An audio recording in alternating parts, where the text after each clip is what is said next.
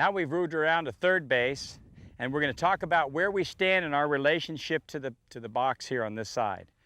If we're giving signs with a runner on first base only, we want to try to be in the forward part of the box, closer to home plate, so that we can give the signs to our runner on first base and they can see our signs clearly. A lot of times the opposing team's third baseman plays in 5-6 feet from third base, and if I were standing back here in the back part of the base or the box, I might be right in direct line with the third baseman and my runner on first base. So I want to get down in the front part of the box in order to give the signs to my runner on first. Once I've given her the signs now, I want to move towards the back part of the box now, because now I'm going to be closer to the position she might be coming to, which is third base. I'll be able to read my play in the outfield, knowing the strength of the outfield arms. If I want at this time, I might tell my runner on first base, I might do this and show her the best arm is in right field, be careful. These here, let's go. We're going to run on center and left field, but in right field, be very careful. This is also a good time to tell your runner on first base to remember to pick me up on the ball down the line, because that's the one she'll have to turn and look over her shoulder for to be able to come to third base. And she'll do that when she gets about 12 feet from second base. If the ball's down the right field line, that's when she picks you up and you're either waving her here or you're holding her right here.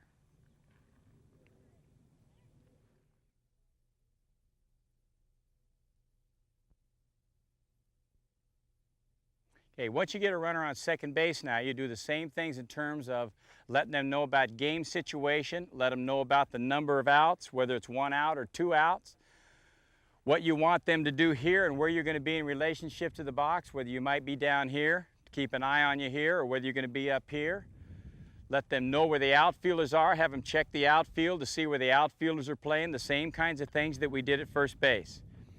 If we have, for instance, let's say 2 outs and 2 strikes.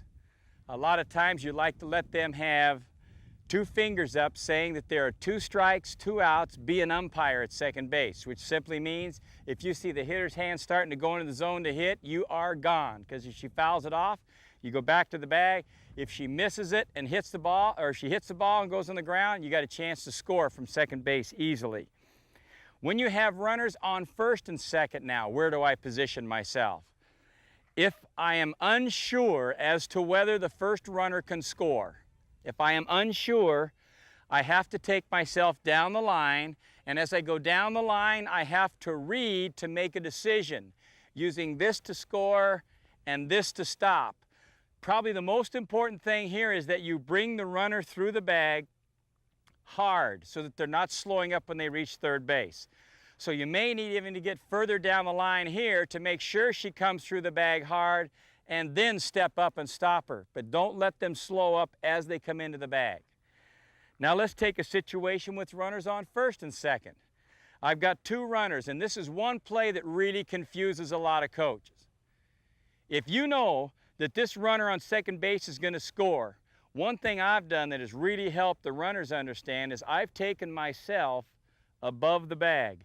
Anytime I have a runner on second base and I am above the bag, regardless of what I'm doing with my arm, it's all for the second runner. By being above the left field side of the bag, that is an indication to my first runner that you are scoring. I'm not even worried about you. If I'm below the bag, that's an indication to my first runner that you better be careful. I haven't made up a decision yet. I'm not sure what I'm going to do. So you have to get back down the line to either bring them or to hold them up.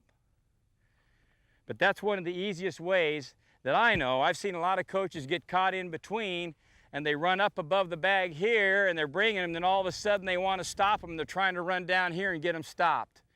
If you know the first runner is going to score, you get above the bag, and that's an indication to her that you're going to let her go. Anything you do with your hands or anything verbal is for the next runner. Now, if any runner who is on first base never has to use you as a coach, the only time they look at you at third base to pick up anything is on a ball hit down the right field line that she cannot see. As she gets 12 feet from second base so that she doesn't have to slow up and look over her shoulder, The only thing you do is let her look right over here at you, and you're either bringing her or you're holding her. But don't let her turn and watch the ball down the line and make that decision on her own. All the rest of the balls from right center field all the way around to the left field line are her decision at first base to make, because the play is in front of her and she's running and she can read the play better than you can. The only ball they look at for us at third base is the ball that is down the right field line. Now let's take an example here. You get ready to take off when I tell you to go, and you read me as to whether you're scoring or not. When I clap my hands, you're going. Ready? Come on, come on, come on, come on, come on, come on. Right there, right there, right there. Okay, going around to first. Now remember here now, if I'm above that bag, no matter what I say, has nothing to do with you. If I'm below the bag, I am communicating with you right here. Ready? Come on, come on, come on, come on, come on. Come on, come on. Come on. Right here, right here. You'll notice if I'm stopping her at the bag, I'll have one hand up to stop and the other hand pointing at the bag. This is exactly where I want her to go.